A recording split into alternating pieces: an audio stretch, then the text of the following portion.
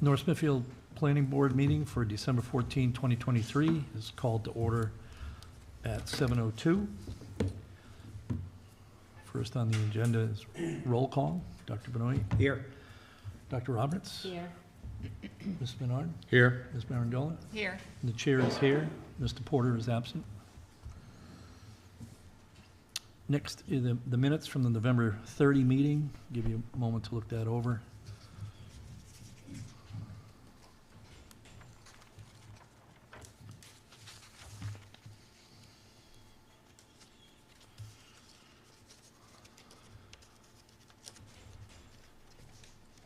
Any comments or corrections from the board? I'll make a motion to approve as presented. Have a motion to approve? There's one. Oh.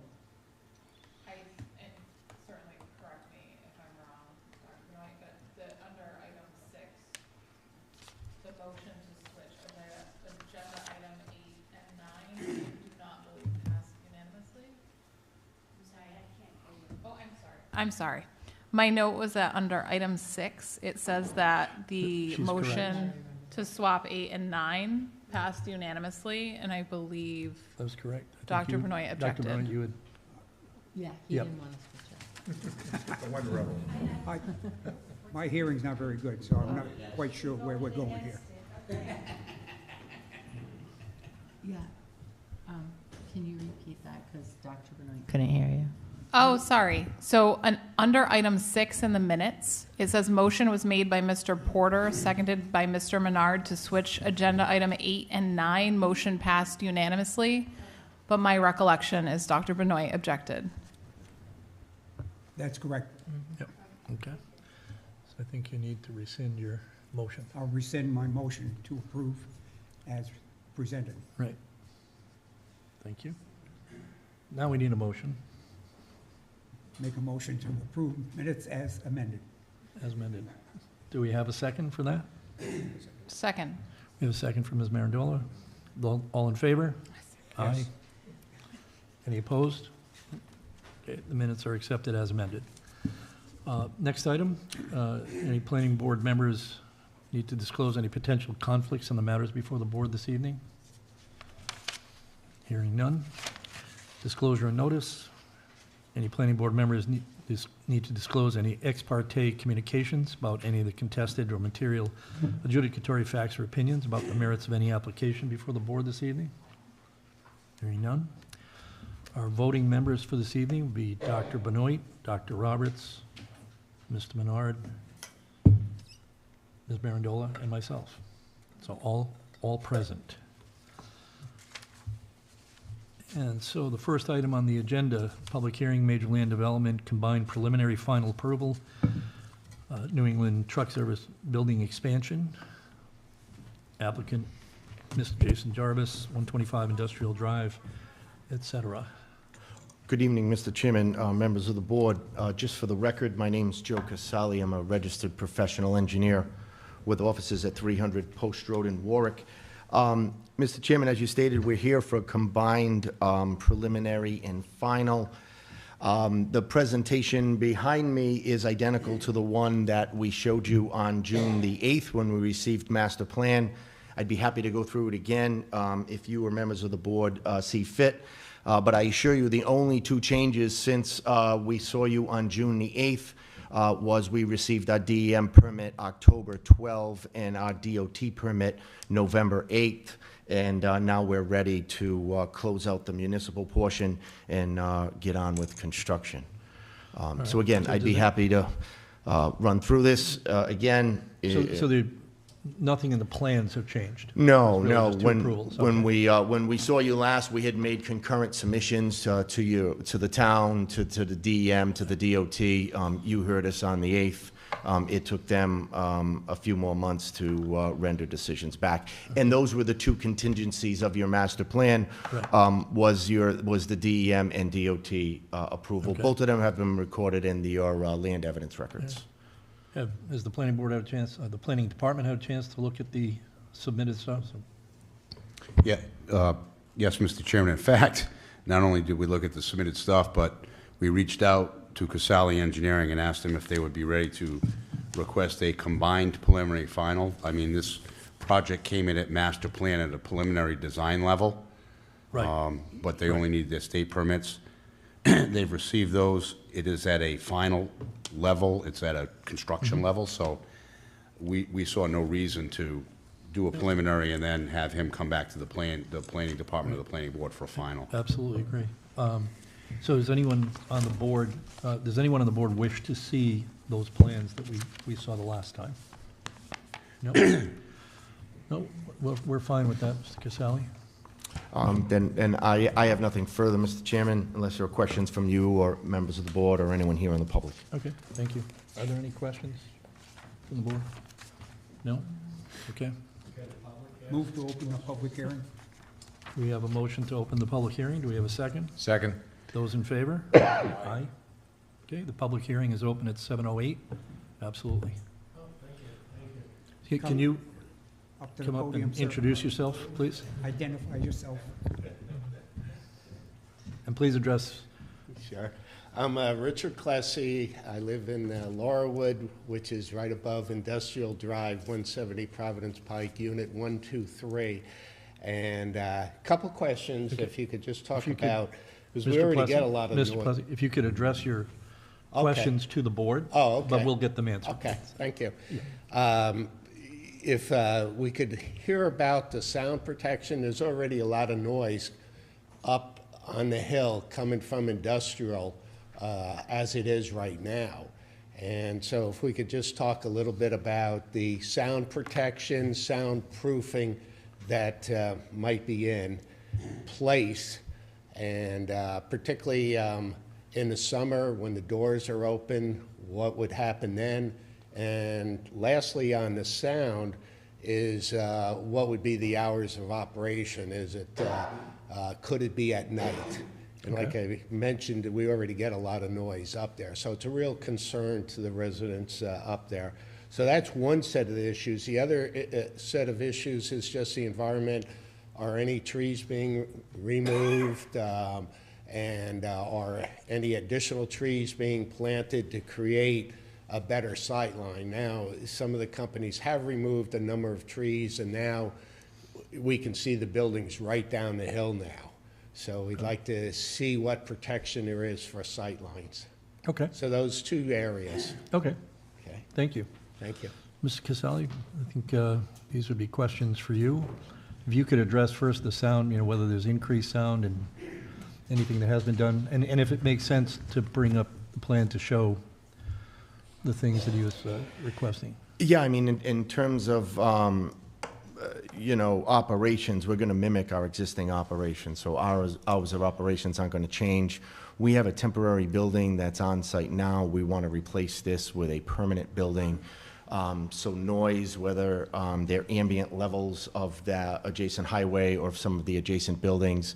But in terms of our site, we don't expect anything to change. Could you stay with those, do you know what those hours are? Those hours of I operation? believe the normal operations are 7 to 5, Monday through Friday, and then they also work 7 to 1 on a Saturday. Okay, there's no plans for extended hours or? But they absolutely comport to the town's and will not be out of compliance with anything that the town, which would supersede, which I think is even earlier than that and later than that. Right. And in terms of sightlines, this building is going on top existing impervious areas, so no trees are coming down.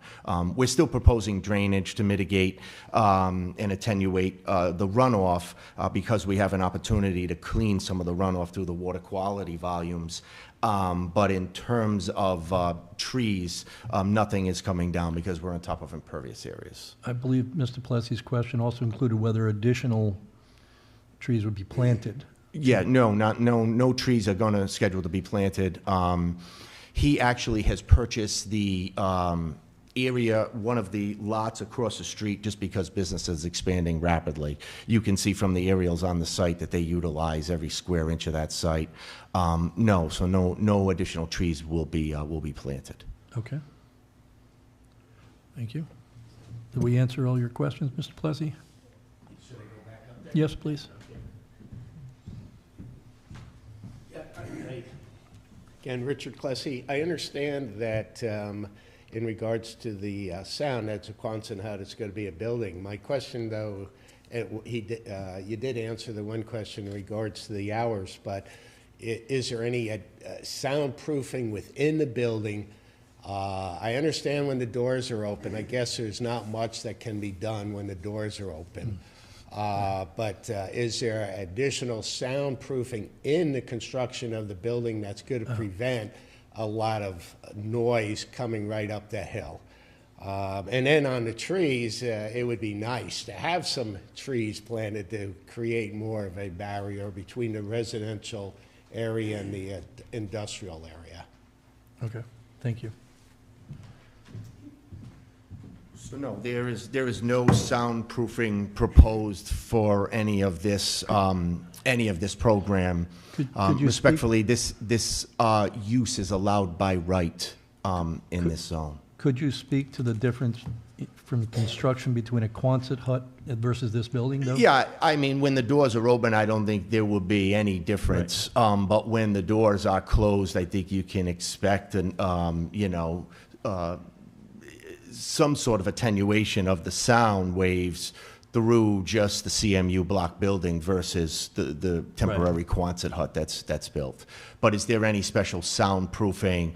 No, there's not. No, okay. But the construction of the building itself will improve it, at least when the doors are closed? Yeah. Okay. All right, thank you.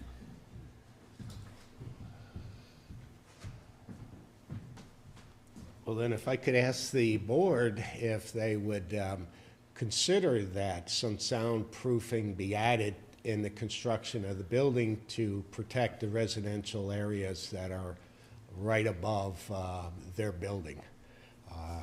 As far as the sightlines, I still think we would certainly appreciate if some trees or others could be added to the site to protect, again, the residential area. Okay, thank you. But I guess it's to the board, since Gotcha. the builder doesn't seem to be Right. able to do anything. Yeah, Mr. Chairman, I'm sorry. Let me just be as clear as I can. Respectfully, we do not stipulate to any additional landscaping nor any soundproofing. This is a by right development. It's a continuation of an existing use. I think the fundamental issue here is you have a zone line, you have an industrial zone line that abuts a residential zone line. Right. That is always going to be problematic because those two uses don't always coexist very well. But the applicant, I cannot speak for him, but he will not stipulate to any increased landscaping, nor will he stipulate to any soundproofing. Mr. Carrillo? Mr. Casali, maybe you should, in your presentation, go to the site plan and explain the difference in elevation. Yeah, And I don't know if you have an aerial of the site on there. I do. Show where your property is in the vegetation that is currently existing, because I think there's a paper street between your property and the other property, so that, people have at least an understanding as to what's between the condo development and your commercial development. Are you able to do that? Yeah. Okay. So, Route 5, 146 Industrial Drive, that's Comstock Road. You can see the blue line is what is improved, and the dashed line is what is unimproved. The subject property is Assessor's Plat 5, Lot 425, again, is zone manufacturing. This is the parcel we also own across the street, and there is Laurelwood condominiums. So we are not direct abutters in the fact that there is an unimproved paper street or platted right-of-way in between us. There is substantial amount of trees that are in between the condominium and where our proposed building is. What you can't see from here, but I will show, is there is a pretty dramatic change in grade. you'll notice there's also ambient noise that surrounds this community from a federal and a state highway, industrial road, and a variety of industrial buildings, one being ours. Looking closer at the subject property, again, we're very cognizant that even though the community has decided to put a manufacturing zone, an industrial zone next to a residential zone, there's still a 100-foot minimum setback from that zone, which we will not only meet, we will exceed. So you can see the existing building that exists today, the existing Quonset hut that will be raised, and then ultimately that's the 3-bay garage that will be further away to the east. It will be further depressed, and it will be a building in terms of a substantial building, not a temporary building. We went through the program, the elevation, where we're getting the water, the sewer, the gas, the drainage, and then in terms of where we are, the requisite permits. So I don't know how much more I can say, Mr. Chairman, in terms of, we're as willing to participate as anybody, but to think sound mitigation in that small of a center is going to help with the ambient noise there. It respectfully isn't just, it's not real. Okay. Mr. Casali, what's the difference in the elevation between when this building is and that property? I mean, I'm looking on the site plan. I think it's close to 40 feet. So your development's 40 feet below the Below. condo development? Correct. And how does sound travel? Does it usually travel in a straight line? Not in an upwards direction, yes.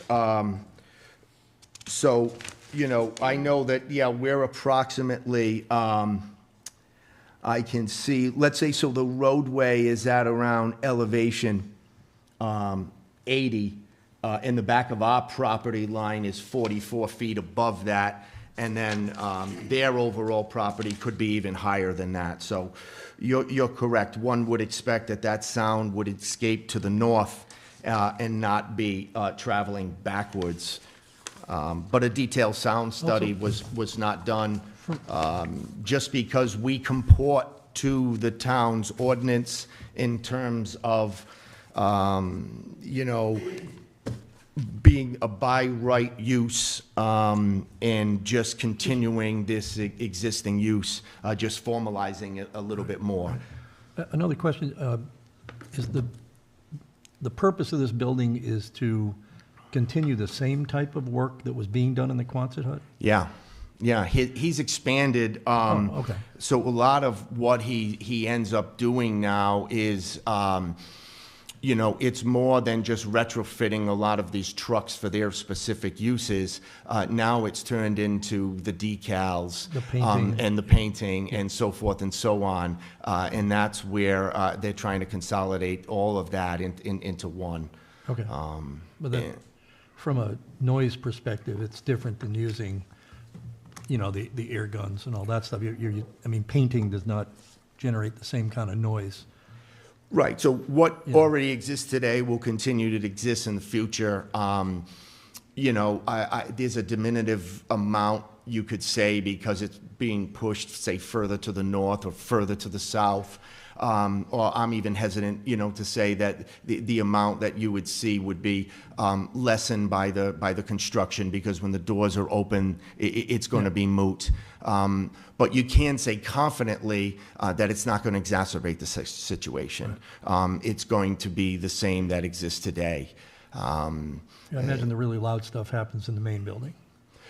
Or That's where they're doing body work. Or respectfully, what else could go there by right? I mean, it's Sure. it's an industrial park, it's a manufacturing zone. You expect Right. very similar uses to happen there. That's what you encourage. That's what you want for your tax base in town. Okay. Dr. Benoit, you had something? Yes, question, Mr. Casali. The Quonset hut, is it the typical metal arched structure? Yeah. Essentially no insulation, just bare metal? And what will the new building be constructed of? What will the walls be?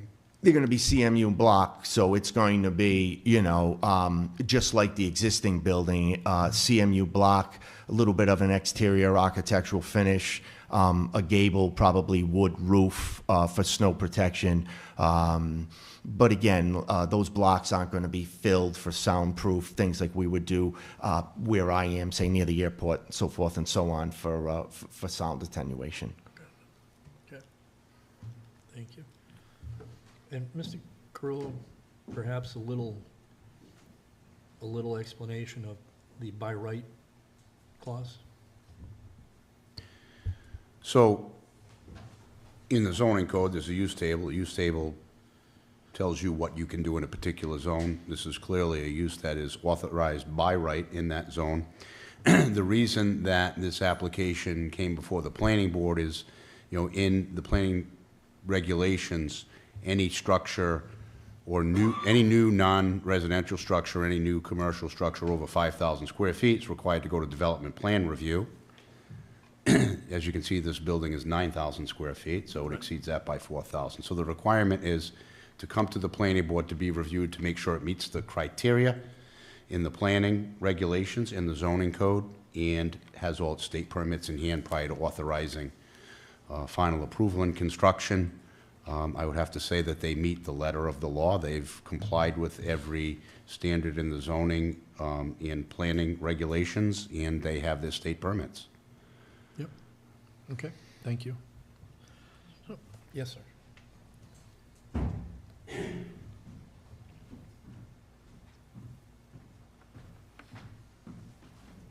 Good evening. My name is Mark London. I live up in Laurelwood as well. Just one question. How much will operations on the site increase? It looks like there's a one-bay garage currently. It appears from the plan that it's a three-bay garage. Can we expect 3 times the business and operational noise from this facility that currently exists? Okay. All Thank right. you. Thank you. Mr. Caselli, from and I guess what I would, the one part of caveat I guess I'd put on that is 3 times the amount that was being done in the Quonset hut. Because obviously the main building is not expanding, so. Correct. The main building's not expanding, and I think the owner, who I'm sorry couldn't be here tonight, testified at master plan that what's happening is a lot of the stuff is happening outside and outdoors, and we want to formalize it inside. Business is increasing. I just don't think we can increase much more in terms of employees on that side. We do have plans to expand across the way. I think it's a great story. He's a local kid who started a small business, and he started washing trucks is really what he started doing. And look at what it's come to. It's I don't know. I'm fascinated with these type stories, but I digress. No, we don't expect to, we just don't have the capacity for more employees on this site, but we do plan on expanding and expanding in this community. Right. Possibly you'll see us again shortly with across the street. Right. But the 3 bays will help us centralize our decal and painting operations so they're all indoors. Yeah, so some of this work is being done currently. But it's being All done of it outdoors. is being done We're- through Quonset huts and outdoor things and remote heaters and so forth and so Oh, on. okay. And now we're gonna have everything inside and nice and, you know, just a better work environment. And the real business expansion, though, is taking place across the street. That you know, he's got to go somewhere. He just doesn't have the room, and he certainly seems to have the demand. Yep. So Okay. it's Thank great. you. Anything else? No? Anything else? Thank you. All right, thank you. With Move to that, close the public hearing. we have a motion to close the public hearing. Do we have a second? Second. We have a second. Those in favor? All right. Aye. Opposed? No. The public hearing is closed at 7:26. Thank you. So with that, Mr. Carrillo, are you looking for a vote of some sort? Yes, the planning office recommendation is that the board grant a combined preliminary final. As I mentioned earlier, before Mr. Casali's presentation, that this application came in initially at a preliminary plan stage and is now currently at a final plan stage, so planning department sees no need to just grant a preliminary and then have him come back to planning for administrative final or back to the planning board, because the plans are at a final approval stage. Do we have to vote separately on whether to combine them? And then No, I think the vote can be to grant a combined So the preliminary. motion will be Yeah, up the for a motion should combined, be to- okay, thank you, Can I just say one thing? absolutely. So just from my recollection, from the original presentation by the owner, the reason why this new structure is larger than his original is because of the process in which he operates for his, for the operation, that some of the projects need dry time. So the way he explained it, that not all 3 bays were in production, that one would be idle just for their dry time, you know, for the paints to cure off or whatever, while other things are being done in the others. That's my recollection from the original You're saying presentation. as opposed to doing 3 trucks at once? Correct, it's really right. just So moving it I through the don't, process. I don't think Yeah. you're gonna see, personally, from what his presentation was to us, that you're not gonna see 3 times the amount of volume. He just needs space to have one of these projects in the dry point while the others are being prepared to get into that point. And to bring other stuff that's being done outside indoors. That's Yeah. my recollection. Yeah. Okay, thank you for that. Okay, be looking for a motion? I'll make a motion to approve the combined preliminary and final administratively based upon the planning officer's recommendations. Okay, so we have a motion. Do we have a second? Second. We have a second from Ms. Marandola. Roll call vote. Dr. Benoit? Yes. Dr. Roberts? Yes. Ms. Menard? Yes. Ms. Marandola? Yes. And the chair votes yes. Thank you, Mr. Casali. Thank you. Yeah. 2024. That's right. Thank you. And thank you both for your comments and conversation. Okay.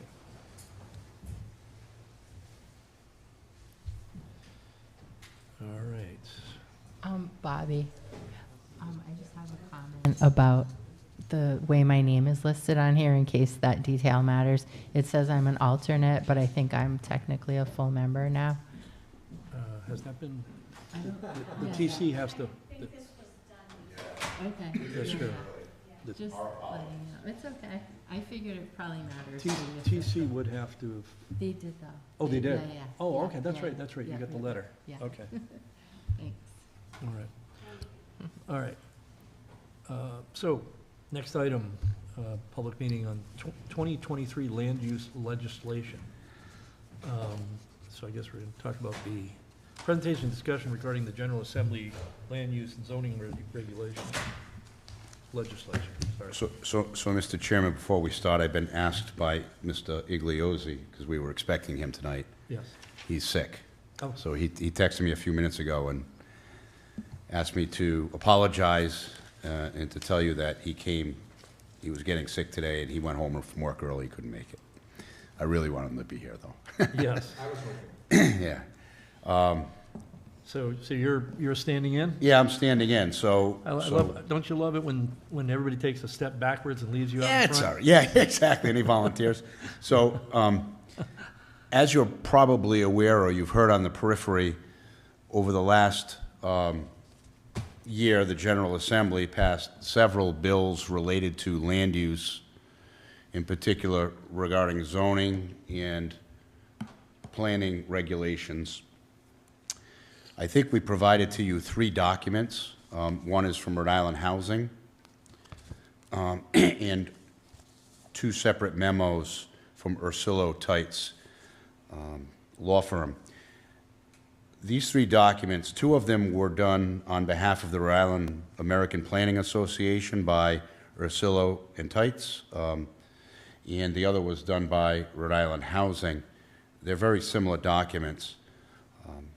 If you're not aware of who Andrew Tights is probably one of the top zoning attorneys in the state, and he was very involved back in '91 and '92 when they implemented the new zoning, subdivision, zoning, and comprehensive planning regulations. He actually wrote most of those.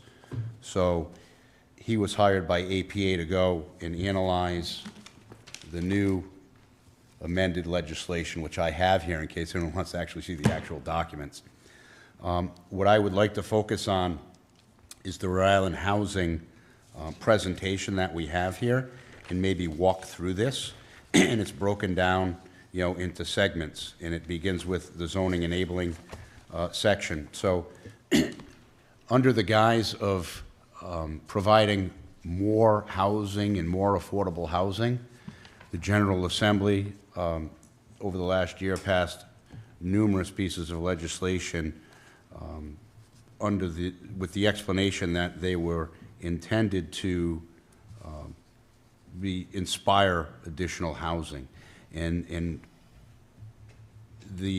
what they ended up doing was they ended up loosening up regulations, streamlining processes and procedures. And you can look at that either way, one way or the other. I have my own opinions on that. But at the end of the day, they did what they did, and now local communities are required to respond by amending pretty much their zoning and their subdivision regulations. So I think we should start with this document here in the zoning regulations. And if you want, we can go through these step by step or page by page. But basically, with regard to zoning, they loosened up the standards related to dimensional variances, and they actually created different levels of dimensional variance. So a dimensional variance would be any variance required that exceeds 15% deviation. And if something is under a 15% deviation, it's actually referred to a dimensional modification. So, prior to this statute, if someone needed to, if they were building an addition or a garage or something on their property, and they needed to deviate from a setback regardless of the percent, they would go to the zoning board. Now, if they are 15% or under, once we redo our regulations, they'll be able to go to the building official. Building official will send out mail, first-class mail, to the abutters, and if no one objects, he will just issue the dimensional variance. There's also another category below the dimensional modification that is just called a modification, and that allows the administrative officer, who is the building official or in the planning, would be me, to grant a 5% deviation in the setback variance without any authorization or any approval or any notice to any of the abutters. So the way that I look at it is that is actually changing the setbacks for a community and giving all applicants automatic 5% relief. So if your setback was 100 feet and you wanted to build something 95 feet, you just come, you ask for that modification. There are no standards, no regulations. Administrative officer is just authorized to approve it. So those are a couple of big changes. The other big change in the zoning regulations is special use permits. So now communities have special use permits, and a lot of what they do is they have very general criteria. Does it comply with the surrounding area? Is it in compliance with the comprehensive plan? Will there be any adverse effect on the surrounding community? Those are very general criteria. Now the General Assembly says you have to have specific objective criteria for each and every category of special use permit that you have in your zoning code. And if you do not have that, then the special use permit is allowed by right. So if you look in the North Smithfield zoning code, there are numerous uses that in many different zoning districts are authorized by special use permit. There are no specific criteria that are related to those uses. So, as of January 1st, those uses are going to be allowed uses. One of the things, I'll just go off on a little tangent here, one of the things that the solicitor suggested that we do as an interim measure is go through our zoning code find the uses that do not have specific objective criteria, and make a very short-term determination whether they should be allowed by right as a yes or a no. So we'll be doing that. We'll be bringing that before the planning board and then before the town council as an interim measure, so that we don't get into a situation where someone's coming in and saying, hey, I know this is a special use permit, but I can do it by right because you don't have any standards related to that. But Then what over the about term the of- effort to, because what I hear you saying is that whether we like it or not. Whether you like it or not. Right, so. Yeah. So wouldn't it make sense to go through those, those uses that don't have the properly written up standards? Yep. Prioritize them. Some things you go, yeah, we can let that slide. Other things we go, wow, this is a problem, if it now becomes by right. Yeah. And get working on those standards? So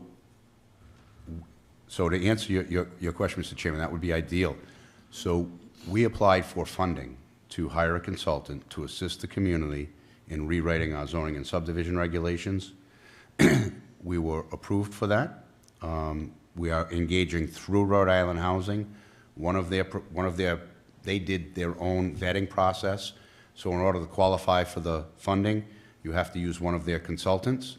We've reached out, and we are working on an agreement between Innis Planning, Innis Consulting, Rhode Island Housing, and the town of North Smithfield, and as luck would have it today, I emailed back to Rhode Island Housing, basically agreeing to the terms of their contract. So she'll be coming on board just after the first of the year to start that process. Bobby and I have actually gone through the use table at the suggestion of David, and I've kind of made some, like you're saying, prioritized, and then, some of them, like keeping of, I think one was apiary. Apiary? Oh, okay. I had to look that up. I didn't know it was keeping of bees. Yep. It's a special use permit. I'm like, okay. Yeah, So right. why should that be a special use permit? It should either be a yes or a no. Yeah, I You know, agree with so those types of things, Yeah, and there are a exactly. lot of them in there. And some of those, that makes sense to even just make Yeah, it just- yes and kind yeah, of remove just it. Send it on, exactly. So that's what we're gonna do. 'Cause my And then it's concern- gonna come down to a philosophical question for the community, right? As to what, like a lot of I'm concerned, though, communities. if you have the consultant coming in to work on the high priority Yeah. items, but in the meantime, we changed the land use matrix to say yes, Yeah, that would mean you'd have to change it back to saying no for those items once you have standards. depending on whether the ones like apiary, right? Right. The ones No, like no, that. no, something Yeah. like that, which Yeah. you say that's. Yeah, the a high low priority. priority ones, You make it- Those you yeah, just, sure, make them yes, because that sort of takes them off the books. yeah, it takes them right? out of the, It's yeah, yeah. So But I'm we, talking about the high priority ones. so You can't have a temporary. I okay on it. understand, Chairman. So my question, my general question, not to you directly, would be, who determines what's the high priority, right? So a lot of communities require special use permits for drive-throughs. North Smithfield does not. So one of the things I would look at is like, we probably, I don't know, I don't do policy, but I would say it's probably a good idea because it would have minimum standards for queuing, distances from residential Yeah, the areas, the pedestrian order traffic board, flow, all that. all kinds of things, parking and layouts. So I would, while that's not a special use permit today, I would think that as we move forward and rewrite the zoning code, I would suggest that that become a special use permit with specific criteria moving forward. So, I appreciate your question, I understand it, and we will look into that. We actually are looking into that now. So as for the prioritization, I mean, I would think the planning board would be one Right. group that would Yeah. have a say in that. Obviously, the town council will ultimately have final So- say, but. So I've gone through, Bobby's going through it now, so when we go through it, that is going to be coming back to Okay. the planning board. So that will be a discussion for a meeting in the not-too-distant yeah, future. Perhaps zoning also, right? Yeah. Yeah. Well, so a lot of people don't know, the zoning board, right? The zoning board is responsible for enforcement of the zoning ordinance. And it is out of the ordinary to have zoning board members participate in creating a zoning ordinance. I know that sounds not correct, but counterintuitive. because they're charged with enforcement and interpretation. They're not typically, it's the planning board and the council that do the work of planning and zoning, and the zoning board is they do the interpretation, the enforcement, and they used to, and I'll get into this later on, they actually used to be the appeal board for the planning board. Right. So that when you make a decision, then it's up to them to hear the appeal. After January 1st, all appeals of the planning board are going directly to Superior Court. No more zoning board. So the zoning board, based on these changes, is going to get a lot less work. The planning board is going to get more work. Okay. Because, so those are, Thank you. those are some of the major things that are happening with zoning. They also changed some of the standards for approving variances. You know, the more than the mere inconvenience standard is gone. There are, you know, we can go through here. I don't want to go through each one individually. I think I'm hitting on the large ones. You know, the more than mere inconvenience standard, and there are, they're also, as far as approving and denying projects, you can no longer use, as part of the special use permit criteria, you can no longer, or even planning criteria, you can no longer use the comprehensive plan as a reason for denial of a project. That's been eliminated, or is being eliminated. So that would seem to be a primary purpose of the comprehensive plan. Yeah, so it is, Mr. Chairman. So when, without getting into too much detail, but so the comprehensive plan is the first document that a community does, and that is basically, you know, that's their master plan. So their general conceptual plan of what the community wants to look like, where it wants certain uses to go, what uses it wants to allow, what uses it doesn't want to allow, where it wants to focus its development. So it's very general. And then from the comprehensive plan, you write your zoning ordinance. So your zoning ordinance is based on that. So to be honest, if you're going through the process and you think about it, the zoning ordinance is based on the comprehensive plan. So so nothing that's allowed in your zoning ordinance or as a special use permit in your zoning ordinance should be contrary to your comprehensive plan. So you shouldn't even be able to make a finding that this allowed or specially permitted use is contrary to your comprehensive plan, because it shouldn't have gotten there after the development of the plan. I'm not saying that doesn't happen, because it does happen. Of course it happens. Right? It does happen. But the General Assembly is removing that standard from your, even though they didn't Because- eliminate it from the test, they're eliminating that as a standard for denial. The comprehensive plan is analogous to to a business plan in a company. Yeah.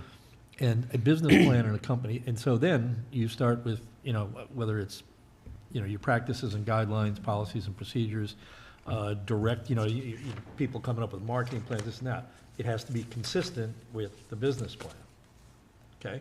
Mm-hmm. But the business plan captures the spirit of what you're trying to do, and therefore, that whether or not something is compliant has a subjective nature to it. I don't disagree with that. And if you eliminate the comprehensive plan, you've eliminated the subjective nature, and you can't expect each possible future scenario to ever be identified. You're And- correct. And so, you know, and we've had cases where we're looking at the comprehensive plan as a guide. Because it's not about policy, you know, ordinance and stuff, those are policies. This is about guidelines and vision. So one of the things you just said is it eliminates some of the subjectivity of the review, right? And that is what the General Assembly is trying to do, eliminate all subjectivity. Except They want everything to be objective. So as you read through these regulations, it's like, if you're checking boxes, you're entitled to an approval. It's taking a lot of the authority from away, and it's taking a lot of the local control away, well, it has, from communities, under the guise of providing, you know, housing. But it's done more, yeah, I don't want to get into a philosophical conversation, but if you look at it, it's done much, much, much more than that. Like, I'm going to go on to this next item, adaptive reuse. So regardless of what your zoning is in an area, they have adaptive reuse. So if you have an old building, a mill building, an old commercial building, a church, a school, if you want to redevelop that to, I think it's 50%. Yeah, at least 50% residential, regardless of where it is. You're allowed to do that by right. So if you're in the middle of an industrial park and there's an old mill there, and you say, you know what, I'm going to make that 50% residential under the adaptive reuse, it's allowed by right. Would it be required to go through a development plan review by the planning board? Yes, but you can't deny it because the criteria, it's allowed by right. The other thing they're doing is they're saying if it's an affordable project or if it has 20% affordable, a lot of communities, when people do it, they say you can't have, 1 bedrooms or you can't have 3 bedrooms. So now what they're saying is you cannot limit a development that's affordable to less than 3 bedrooms. You can't. The developer can come in and say it's only going to be 2 bedrooms, but you can't stipulate that it can't be less than 3. And you can't require them to have more than 1 parking space per unit. So you think about that. If you get a commercial building somewhere, they want to do 50% housing, and if they wanted to do 20% or more affordable housing, they could have 3-bedroom units in there, and they only need 1 parking space per unit. Ridiculous. And you have no control. This is what you might think that this is that what I'm saying is not correct. I see you shaking your head over there. This is all correct. This is what's happening. No, I Yeah. don't doubt. No, I don't believe it. I mean, if I was sitting there, I'm like, are you kidding me, Carullo? What are you talking about? This is crazy. And we have no ways of deviating or making these any more stringent on a town level. We have to follow these state guidelines. Yes. Okay. Yes, they're actually being dictated, and we have to go back and rewrite our regulations to address them. Now, there is some, so the things that you have leeway on, okay, is who the approval authority is. It can either be your administrative officer, a technical review committee, or the planning board. Some things, it's required to either be the administrative officer or the planning board, or the technical review committee and not the planning board. That's one of the things that we have a little bit of control over, where it would go. Dr. Roberts? Yeah, I just have a quick Yeah. question. Are they, based on everything that you're saying, when I say they, I mean sort of like the people who change the laws and maybe are going to be hearing complaints about it, are we expecting like a tidal wave of complaints from local communities? Because That's already happened. yeah, because it sounds unreasonable and The- it sounds so different from what communities are used to that I it's- can't imagine we're all just going to take this. There's going to be culture shock. Yeah. So the Planning Association for the last year has been trying to stop the General Assembly from passing the legislation. They were working with the General Assembly to soften some of it. It just got steamrolled through. Local communities through the League of Cities and Towns objected to it. The General Assembly is the General Assembly, and it's not a democracy. It just isn't, the way that it functions. So the leadership in the General Assembly is behind the passage of this legislation, and it passed. I personally contacted the leadership and told them that they were crazy and what they were going to do to local communities, especially rural communities. Went nowhere. The legislature often passes laws, say, regarding health care, even though almost none of them have any experience whatsoever in the Right, medical right. community. And my guess is that there's very few of them that have experience on the planning side.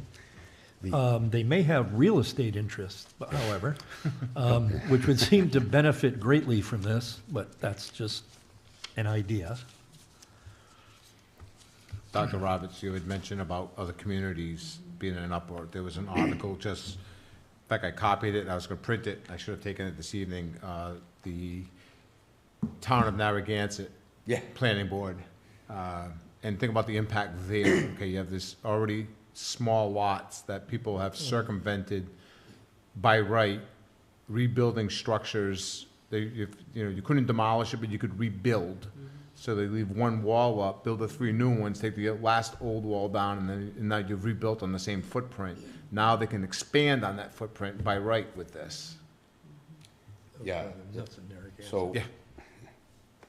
one of the changes is going to be in zoning, if you've got undersized non-conforming lots, that you'll be allowed to build by right on the undersized non-conforming lot instead of going to zoning, and that depending on the percentage of the deviation from the standard, so if it's a 10,000 square foot lot and you have 5,000, so you're 50%, all of your setbacks are reduced by 50%. So not only are you building on an undersized lot, you're allowed to build a bigger house on the undersized lot, which is kind of counterintuitive. I could say, okay, if you're going to build on an undersized lot, you should be building a smaller house on the undersized lot, not a larger house. But, you know, when you think about that, because the lot is undersized, whatever the ratio is, you get relief, automatic relief from those setbacks, so you're allowed to build a larger house on the, you might not be able to fit a car or your driveway on the lot, but you can put your house on the lot. That's bizarre. I have, something caught my eye, the 5th page from the back of this document. 5th page from the back. Yes. You had Be an nice if odd they had numbering, numbers, sir. But they don't have numbers. 1, Eliminates one of the required findings for approval. I A just finding read this of to no Bobby today. significant negative environment impacts is no longer required to approve an application. Is there an error there, or is this just the mentality of the state So, legislature? so to help you out a little bit, that is the LMI standards, like low to moderate income. So if they're coming in for a comp permit, they've eliminated that standard. So you can build a development that has a negative effect on the environment, and you can't deny it. That's the way I read it. That is what that is what it says. You Yes. can have a significant just- negative. Yeah, significant negative impact. Please? It is on the 5th page from the back. Where's the last? The last bullet. It's a pink. That's stretching things a bit. Yeah. I just Looks like it mentioned was that to written by Bobby a today. developer. Yep. Just before the meeting, I went to Bobby because I was refreshing, I was going over this stuff. We've read it about 15 times, and I'm like, I just want to say, Bobby, can you believe this? Because that is that's one of the findings for the planning board's required to make, that there's no significant negative impact, environmental impact. They're taking that away for low to moderate income housing. They can build on swamps and wetlands. Yes, they That's what can. it says. I- You're right. I know, that's what blew my mind. Mr. Carullo, what is the, I know your it's take, or rules. what do you think the intention is for, it's under transit-oriented development, the 3rd bullet, where So- you can build up to 10 units Yeah, per 1 acre. Does that mean, like, I know, that's You about can- a as 4,000 high as square you foot want. per unit. So North Smithfield doesn't really have to worry about the transit-oriented development because they're in areas where there's trains, planes, and automobiles. So we don't have that here. Okay. So we're not going to implement that. But the answer is yes. What about The bus, answer is what about that bus is- routes? Excuse me? What about bus routes? Rip, Bus right? Yeah, no, that no. doesn't apply to No, this? you actually have to have a transit hub that Okay. has to have multimodal. Ah, And so, Okay. Warwick, Pawtucket, yeah. Providence, yep. areas like that. And these are really urban areas anyway, and they do build high-rises in the, you know, that was my interpretation. yeah, that's exactly, you know, it's, if you're a, Ten-story structure. Yeah. you know who has one who probably doesn't, you know, you wouldn't think, North Kingstown. Well, North yeah, 'cause you have Kingstown the has a train station. Right. And next to the train station, they're going to be building high-rise apartments, which is going to be out of character with North Kingstown. But that's Yeah. what they're going to be building next to their Wickford station. Mr. Chairman, another question. Yeah, absolutely. Somewhere I read that, I'm losing my trend of thought. There was, in regards to the comprehensive permits.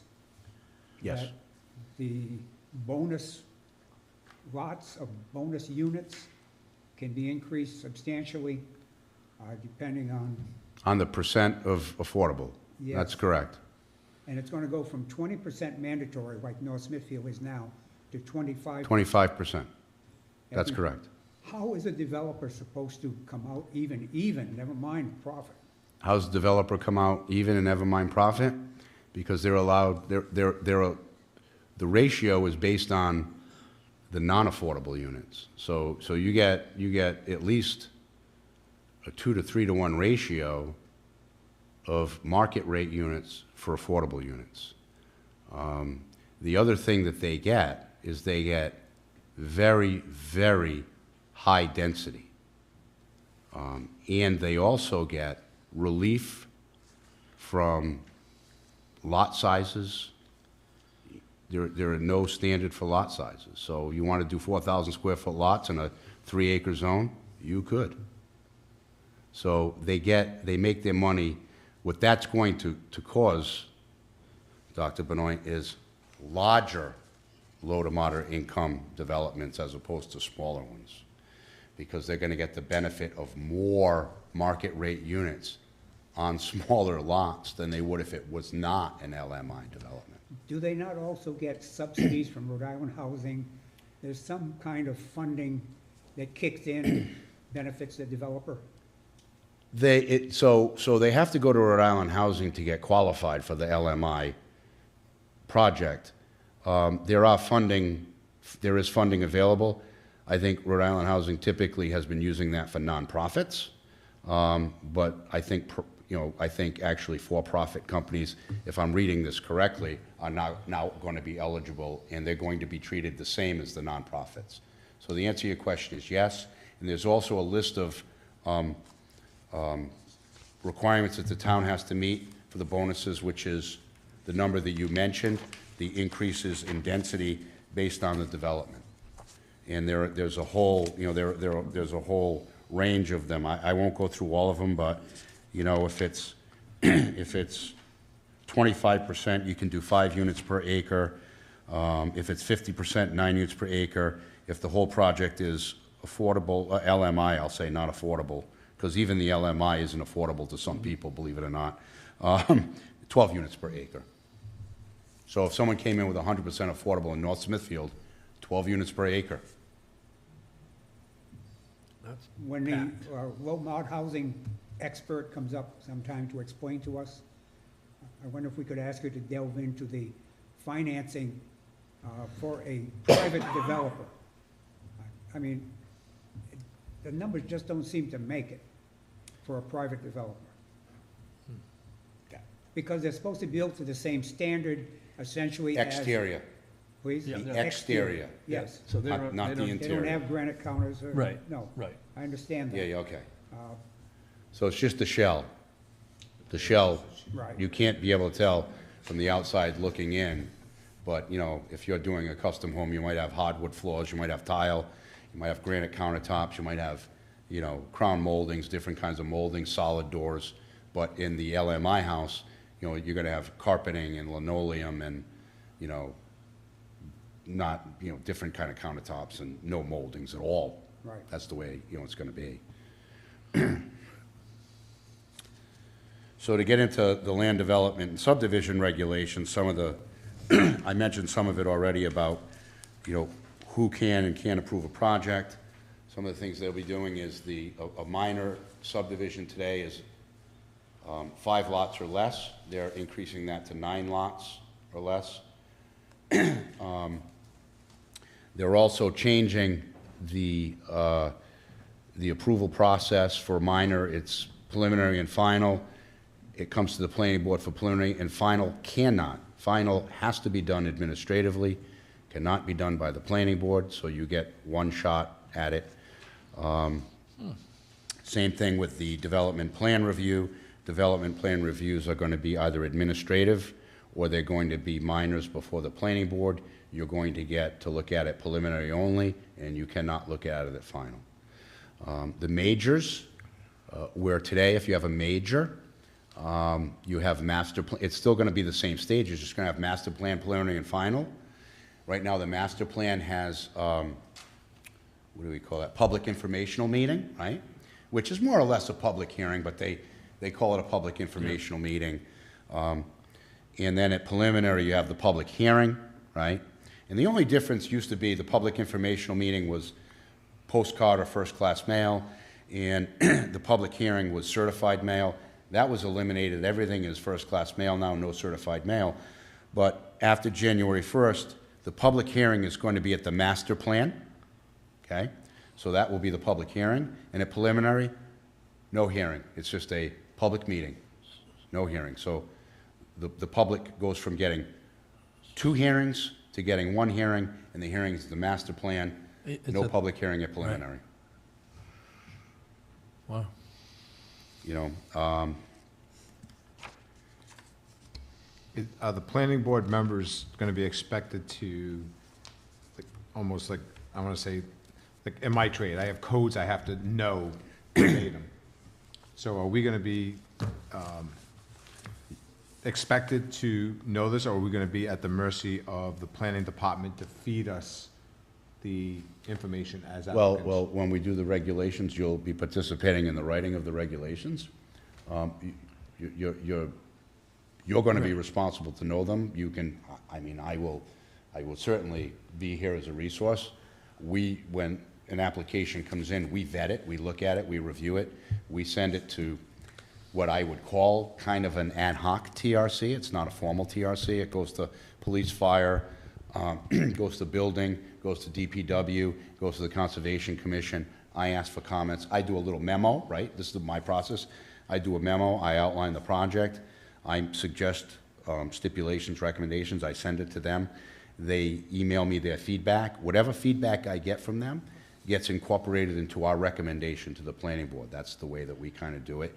So we're going to know, you know, what type of project is what. We will let you know what type of project is what. We kind of have started to, that's how we structure our notice, so that you know if it's a major or a minor, whether it's master plan. So you can count on us to assist you with that, but you know, it is your responsibility as a planning board member to know all of the regulations. And one of the things that you're going to have to also know a little bit more about is zoning. Because you're not only going to be the planning board, but you're also going to be, you know, the board of review, which is for combined projects. So right now, like, if a project comes into the planning board and it needs zoning approval, which we've had numerous projects like that, it would normally come to the planning board for master plan, then it would go to zoning for any dimensional relief or special use permits, then back to the planning board. That's no longer going to be the case. It's going to come into the planning board. You're going to be the board of review. You're going to review it for both dimensional relief, special use permits, and a development plan review for planning. So you're going to actually become kind of a zoning board for those projects that come to you that need zoning relief. So, you know, you need to be prepared for that. But to follow up to what Mr. Menard said, I think, yes, by participating all the way, we're going to start to absorb these, but just like any other meeting, you know, occasionally the solicitor chimes in if he feels like we're getting into an area that we shouldn't be getting into, or we're going about it the wrong way. We'll certainly be expecting the planning department to keep us on track, to remind us, oh, remember, now, things are different, you gotta do it this way now, right? At least for the first little while. It will take a while, yeah. That was the whole premise of my question, was because by law, if you have a developer that was astute to these laws to be changed, and as of January 1, they could put an application in and plow it through to us, that we aren't going to be totally aware and up on top of everything. And they're going to, you know, some things might go through without the proper approval. That's our responsibility. That's my responsibility. If That- that yeah, happens, so that's why I was that asking. would not be on you. Okay. That would be on you. Yeah, that comes in the vetting of the project in the first place, right? And then, Rest assured, Well, when I saw this, that's the first thing I thought of. Yeah. There were some things waiting in the pipeline, just Right. waiting to be there aren't. pushed through.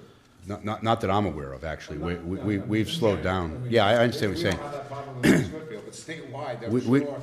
Yeah, oh, no, there could be. There could be a, well, I'll tell you what. Well, there's a developer right now working on that project in a swamp that Dr. Benoit mentioned. There's gonna be, I'm telling you, we're not gonna see it till February, though. He's got a little time to, Man, with these last rains, I had serious wetlands abutting me, so who knows, they're gonna have a structure there. I have a question, please. It's about the comprehensive plan. Yeah. So we've been talking for a while now about our interest, this board, and I think your all's too, in revising the comprehensive plan to more accurately be up to date and reflect our vision as a community. And I'm wondering, how does this impact our urgency or not of doing that, considering, like, I don't even like to say it this way, but like, what's the value of the comprehensive plan? Because we can have a nice document, but then if we're not actually allowed to use it, to kind of create the community we want to have, then where are we going to put our efforts?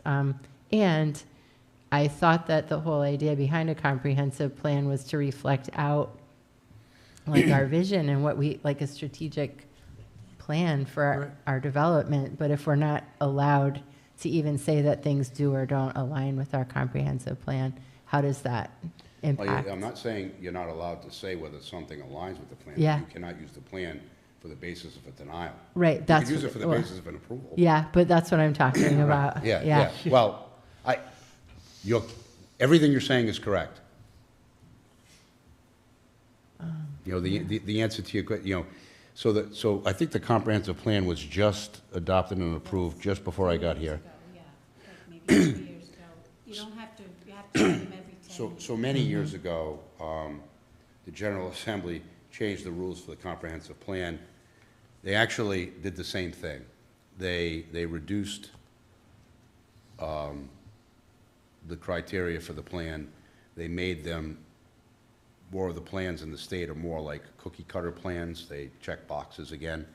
That's basically the plan that the town of North Smithfield has. It's a minimalist plan that checks the boxes for the criteria required under the statute to be approved by statewide planning. Certainly could use some work. They used to have to be updated every 5 years. General Assembly changed that to every 10 years. So once you adopt a plan, you don't have to. Yeah, which further speaks to diminishing its importance. Yeah, 10 years, exactly. I mean, you're allowed to update a plan 3 times a year, unless you do a complete update of the plan. That would be considered, you'd have to do it all at once. That would be considered one update. But without getting into too much detail of the comprehensive plan, you're correct. The original comprehensive planning legislation, I think, was 1989. I think that's when it was adopted, 1989. And a lot of communities didn't have comprehensive plans. They had what's called a master plan. And the master plan could either be it was more of a land use plan, and it was a map where you wanted your development to go and what densities you wanted to go. And then it talked about, densities, transportation, recreation, things like that. Most master plans were very thin. Some communities adopted their zoning map as their master plan of development. So the zoning map and the zoning ordinance became their master plan. In 1989, all of that changed. Rhode Island was actually, I think, the first state in the country. And its master plan, its comprehensive planning legislation was used as the model throughout the country after 1989 to update comprehensive planning in the country. So what they did was they called it the 3-legged stool. First came the master plan, the comprehensive plan, and it had elements, and I'm sure you're familiar with the elements, so every community had to go through the exercise of updating their future land use map, redoing their master plan with their land use plan, their recreation plan, their housing plan, their transportation, all of the elements. And that gave you an idea of the blueprint of what you wanted the community to look like. Then you looked at those maps and that plan with your densities and where you wanted your development to take place, where you wanted your zoning, where you wanted your open space. And then you created your zoning map and your zoning ordinance based on that.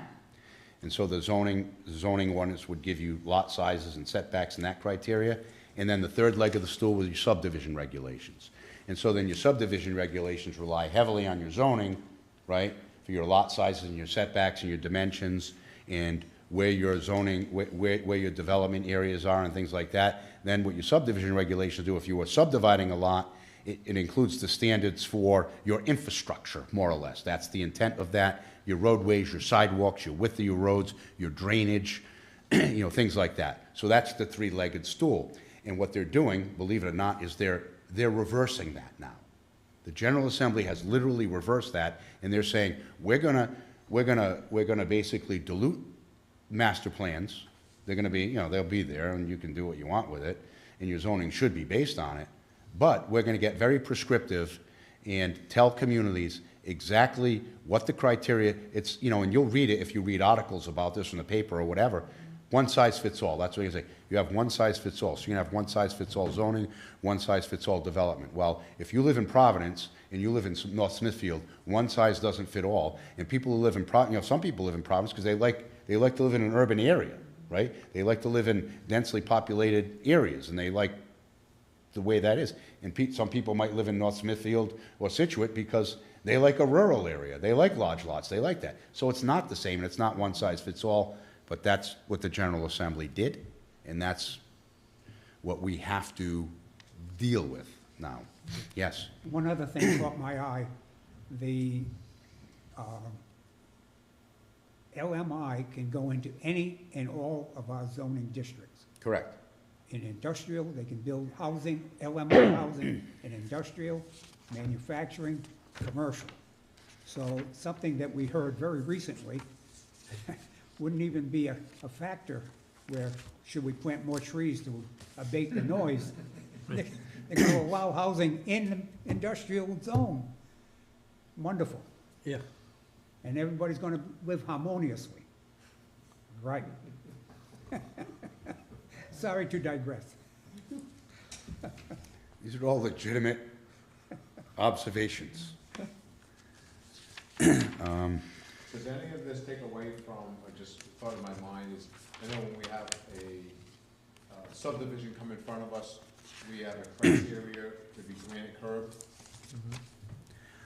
Does that take that away? No. Okay. I was just thinking, that's only one. So those are your design guidelines. Okay. There are no, so this is more or less saying to a community, zoning, subdivision, streamline, reduce, you know, I'm gonna say what the result is. I'm not gonna say this is the intent. Limit public input, right? And fast-track development. Well, it also That's what seems this like- is. It also seems like they don't care about, like, exactly throwing a house on an undersized lot, where before that lot would always be vacant because it was non-buildable. Right. Correct. Or maybe at some point, two neighbors would say, let's get together and buy it, and then merge it into their lots. Correct. And now they each have more land. Now a house can go up in that Correct. small spot. Correct. So that, it sounds like they're. Well, so you They're gotta not understand, making more land, they're making land. well, you gotta understand, right? So you have to understand there's a housing shortage, and they're doing that. I You know, it's like, understand that. they're doing that for the people. 'Cause people need the house, Oh, I understand. right? So, one more thing on the comprehensive plan. So the last bullet on that says, provides that if a municipality fails to update Yep, blah, blah, blah, within 12 years, then the plan cannot serve as a basis for a denial of a municipal land use decision, right, land use, yep. which implies that if you do update it, then you can use it as a denial. No, so a land use decision, right, is, it may not necessarily, like it's not a subdivision or a, development review plan. It's a zoning, Yeah. it's a box in the zoning matrix? Yes, So that's the only. yeah, Okay, so, I gotcha. but as far as the criteria for a denial, when you go through, you guys have 5 criteria. Right. And special use permits has to be compliant with the comprehensive plan. That's been eliminated as a That's term been of denial, if you go on a look in the per-project subdivision basis, regulations. it's been yeah. eliminated, but we can still use it to drive how we structure Yes. how we structure the zones within the Yes, town. you can, that is That's correct. important. And that's the byproduct, so zoning is Yeah. the byproduct of your comprehensive plan, so. Gotcha. I'm not saying that I'm advocating for this, and I'm not saying that it's correct, but I am saying that, logically, if you follow the pattern, that, if something is a specially permitted use in your zoning ordinance, and your zoning ordinance is based on your comprehensive plan, you shouldn't be denying that specially permitted use because it's contrary to your comprehensive plan. Otherwise, it should have been a no, right? Right. That's the theory. Right. Not necessarily true, because there are a lot of, I mean, you can, in a lot of comprehensive plans, regardless of the development, you can pull out elements of the comprehensive plan that are contrary to the development, and you can pull out other elements of the comprehensive plan that are in favor of the development, just depending on what your perspective is, right? You can do that. Let me see if I can remember where I left off here. So we were talking about the subdivision process. So land development, they are actually dictating what can be, you know, today, communities could decide what was a land development project that went through development plan review, like this project that came before you. Yep. That's a land development project that came through development plan review because it was 5,000 square feet or greater. I'll see if I can find that section. But they're changing that, and they are dictating to the criteria to the community as to what is a minor and a major land development project. Here it is. It's on 1, 2, 3, 4, 5, 6, page 7. If you look, it says, talks about halfway down the page, the last solid bullet, standardized, that's the word, right? Standardized and specific definition for development plan review, and it defines what a minor development plan is. So ours is 5,000, it is now 7,500, right? An expansion of up to 50%. So you can go through these, but basically, they are dictating to the community what is a minor land development project. So this one that came before you would be, it could have been administrative, because 7,500 square feet is going to be the cutoff. Oh, this was 9,000, This was right? 9,000, I'm sorry. So this For would have some- still met it, but I understand. Yeah, it still would have met it, but if it They- was 5,000, our standard today is 5,000. Right. Anything over 5,000, that's going to go up to Push 7,500. more things to be minor instead of major. Yeah, so, yeah, exactly. Now, that may or may not be a good thing, depending on your perspective.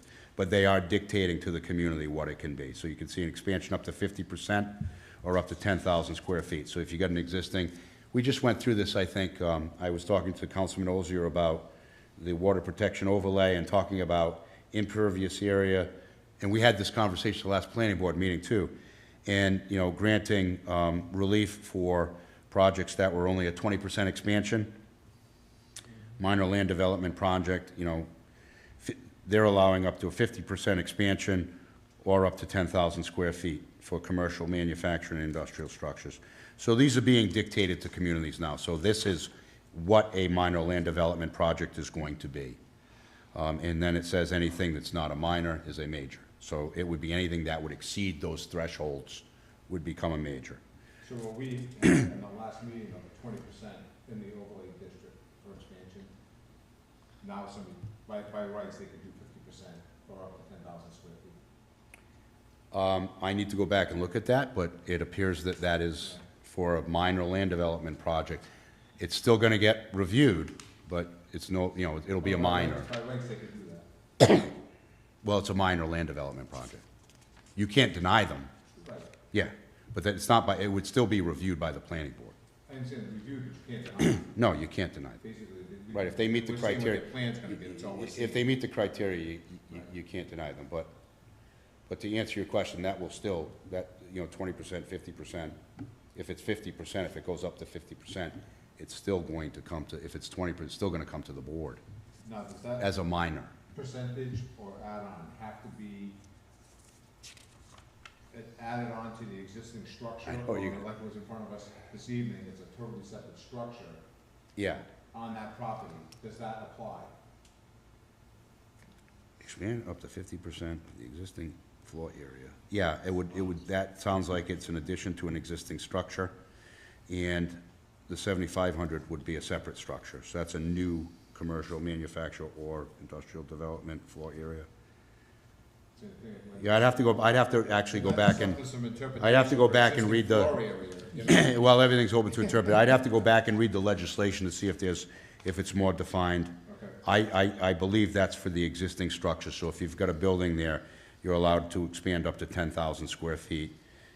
or 50%, but it's capped out at 10,000 square feet. That would be a minor. If it was 11,000 square feet, it could be considered a major. A major. Added to existing structure. Right. area. That's right. Multifamily residential developments, I think ours is 4. So 5, anything over 5 would be a major. Now it's going to be 9 would be a minor. So any So 10 or more. condo development, if it was 6 before, it would have been a major. Now up to 9 is a minor. Change in use, that's pretty straightforward. Adaptive reuse of up to 25,000 square feet, and that's a minor, where that would normally, adaptive reuse would have been a major before. Adaptive reuse project in residential zone, less than 9 units is a minor. So that goes right along with the subdivisions. So the subdivisions, 5 used to be a minor, and anything over 5 was a major. Now it's 9, so this falls right in line with the subdivision regulations. Land development project, we kind of already, we just went over the criteria, so 9 or fewer lots. Major subdivision is 10 lots or more. We already went over that, so I did that earlier. And then minor subdivisions, final plan, I mentioned this earlier, final plan review is required to be conducted administratively.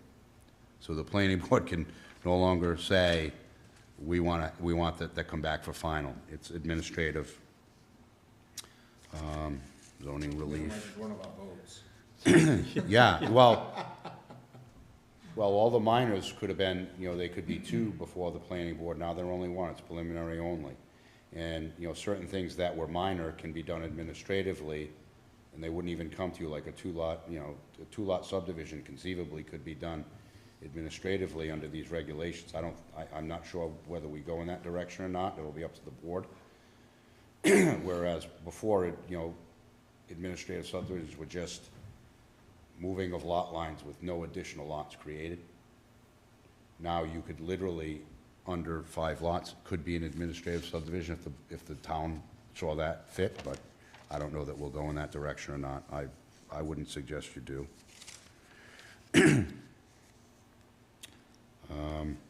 We went over the Unified Development Plan Review, where that was optional before for communities. It's going to be required, so the planning board acts as both the planning board and the zoning board for projects that will come before you that are land development projects, but also need either dimensional relief from zoning or special use permits, or both. You're going to be obligated to review that for both zoning and planning. We went over the LMI housing, inclusionary zoning. I question, so right now, the inclusionary zoning standard for the town, for some reason, I don't know why, is not in the zoning ordinance. It's in the code of ordinances. And it basically says anything over 5 units, you have to have, 20% has to be LMI. But it's in the code of ordinance, not in our zoning code. I don't know why. So if we, which we probably will, it's also increasing to 25% from 10%. Right now, by statute, the goal is 10%. They're increasing that for communities. And it cannot be anything, like ours is 5, so we're pretty good here. But some communities do LMI at like 20 units or something like that. They are limiting it to be no greater than 10. So any project over 10, if you adopt inclusionary zoning, at 10 units, ours is at 5, so we're good.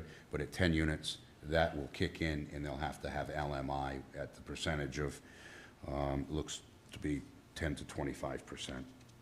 Right now, ours is 20%, so we're pretty good there. On the 10%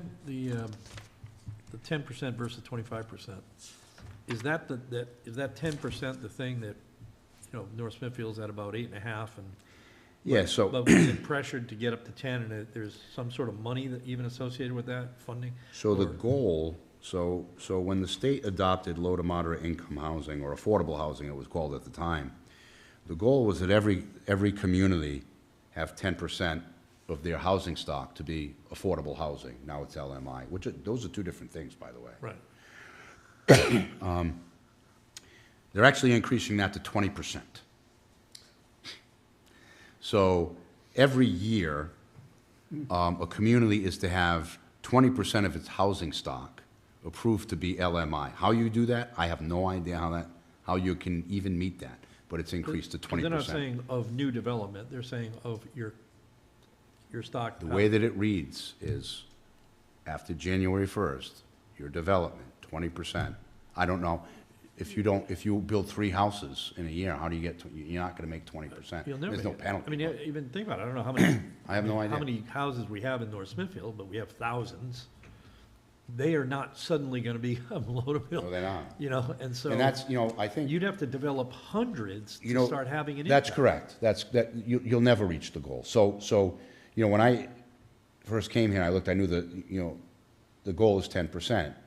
And when I looked at the regulations here, one of the good things about the regulations, if you're trying to accommodate LMI, was the towns was 20%. So if the goal is 10% and you're developing it, all your new development has to be 20%, you may have the ability to at least chip away at the 10%. A lot of communities, the goal was 10%, and their requirement was 10%. So if you're already behind and you're just doing 10%, you're never going to catch up to your 10%. So that's one thing, here in North Smithfield with the 20%, you had the ability to at least chip away at it. Yeah, it's a relatively, and I'm not gonna do it here, but it's a relatively straightforward algebraic equation that Yeah. will tell you how long it will take based on how many houses you build. Oh, yeah. And that number for North Smithfield would be at least hundreds per year, I'm confident. And that might get you there in 5 years or 10 years. It's not gonna get you there next year, but. I would suggest that North Smithfield probably won't meet the goal anytime. I think well, now the goal is out of reach. I think it's just out of reach with that. But how does that play into this 25%? It says the- total units. Well, so from 10% to 25, it depends on the size of the development. So if you go Oh, back, okay. if you go back to that other area and you look, it that's says, Yeah. it's the blue pages, so it says, where the heck was it? I just had it. It was back, in the back where Dr. Benoit mentioned it. Oh, I'm sorry, the yellow pages. Was it yellow? Where's the LMI in here, Bobby? Fifth and back, But one, that applies to individual developments three, based on 4, certain criteria. So, all right. five, yeah, so, here it is. So, for properties, so it's in the pink section, and it talks about, 5 acres, it talks about the size of your development. Housing needs include showing 20%. Maybe it's not spelled out here, but it's based on the size of your development. So I don't know so if your development is, 20, is so many units, and it's an LMI, is it, so, yeah, it tells you, it talks about, depending on the size, it would range between 10% and 25%. So obviously, I don't see it here off the top of my head, but the larger the development, right, the higher the percent has to Gotcha, be right. affordable, well, LMI. So it's the range, so the low range is 10 and the high is 25. Gotcha. Okay. Again, we're gonna be working through these Is things. Is the inclusionary zoning an optional thing? The inclusionary zoning is optional, that is So the correct. town could choose to, The town could choose not to do that, but if you don't do that, then you are at your net, you're obviously not gonna meet your goal, because the inclusionary zoning imposes Right. upon a developer that's building something over a certain threshold to do like here, over 5 units is, so you'll notice, and I don't know if you noticed this or not, you haven't seen many subdivisions come in, at least not since I've been here, and I know a couple of them just prior to me getting here. The subdivisions could have been 6, 8, They cut 10, back but they were 5. right. And they were 5 because if they were 6, They need then they needed to have 2 units of LMI. So the developers were coming in and they were asking for 5-lot subdivisions because they were under the threshold Right. of your inclusionary zoning, so they didn't have to provide any LMI. That was happening. So if you came in at 10, if you could do 10, then 2 of those units, right? Right. 10% or 20%, 2 of those units would have to be LMI. And that goes to your point, Dr. Benoit, where, they're going to get 8 market rate, and they're going to have 2 subsidized units in there. Right. So they were doing 5 to avoid that. Another question. Theoretically, if we had a conservation development design, Yeah. could they come back in and request changes to their plans that have not reached final to increase density? I would say no, and I'm going to tell you why. Because whatever they came in, Yeah. whenever they came in, they're vested in that process. What they could do, and it's the same thing, is they could reapply for a new project, Right. which would start all over. Right. But the answer to your question is, in a new application, yes, they could. But, yeah, the others are all subject to whatever the The law. big restriction would be the availability of water if it's not within the infrastructure of the town. Mm-hmm. That would be the big limiting factor. What was that? The availability of water, Oh, the availability of water, yeah. if they're on wells. The town's, I think the town's on a substantial aquifer, so I'm not sure that water is going to be a problem for most people. True. Yeah, It most- could most be. areas. But it may not be, Yeah. Yeah, there was the project that I was looking at recently, it never came to fruition. I think it was 95 or 100 LMI units on very small lots, and I was talking to someone in the town, and they said, oh, they'll never have enough water, and I'm like, yeah, I think they will. I think they would. Water and sewer, right? So water and septic are limiting factors. So the other thing is, so you have to think about this. So if you listen to all these standards, and one of the reasons why communities like North Smithfield have large lot zoning is because there has to be a separation between your well and your septic. And the more septics you have, this is one of the conversations I had with Councilman Osier, the biggest contributor of pollutants to an aquifer is your septic system. It's not commercial development, it's Right. residential development, because the effluent goes down into the aquifer. But Right. the bottomless sand filter has pretty much That's, eliminated that you are issue. correct, so that's where I'm No longer going. need the separation from wells. That's to where I'm septic. about to go. And, So because of the science that they have now, Right. the bottomless sand filters are those, you might not even realize what you're looking at. Some houses have these, they look like planting beds. Planting beds, that's the septic system. That's their bottomless sand filter. So when you're talking about these high-density zonings in areas like North Smithfield, they used to have large lot zoning because a standard septic system had to be separated, and it was just galleys, and the effluent just percolated through into the groundwater. That's, now with these bottomless sand filters, they're like mini treatment plants on your property. So there's no, one could argue there's no need to have that large lot zoning anymore. And when you're looking at these or the LMI developments, that's what they're gonna be putting on these. You're gonna have these small lots with the house with these, these little septic systems on there. They're gonna have multiple, they're gonna have wells, like boom, boom, boom, boom, boom. Yep. those bottomless sand filters go for about $30,000. I think they're more than that. Well, now they would be, Yeah, for yeah. sure. They used to be around 35,000. I think they're like 50,000. And there's not much to them. I think they're reasonably high maintenance, too. You have to. It's a yearly maintenance and testing. Are we done for the evening? I've gone as far as, You're going as far as I want to hear. That's a good way to put it. we will, as I said, we're going to have someone assisting us, especially, I actually reached out to Joanne to see if that new code corporation, they just updated the codes for the town, to see if we can get a Word document of the zoning code. Bobby has the Word document of the land development regulations. So just after, I think we're going to reach out, I reached out to the consultant today.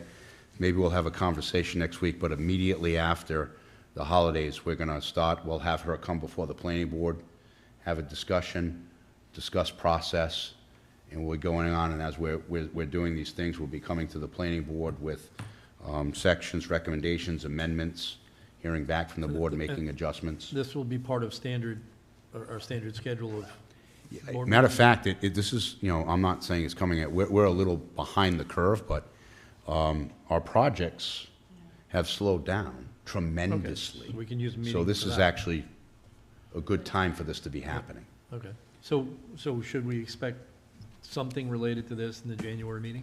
I'm going to say we would probably have her come to the board Okay. and have that discussion at the January meeting, yeah. Okay, great. Yeah. Is there a reason why we didn't see this prior to a few weeks before it becomes law? Yeah, there's multiple reasons. One is workload on the planning department. Two is I was trying to get assistance to help the town write these. We were going back, I had multiple discussions with the solicitor, so mostly workload, but hoping to get a consultant on board.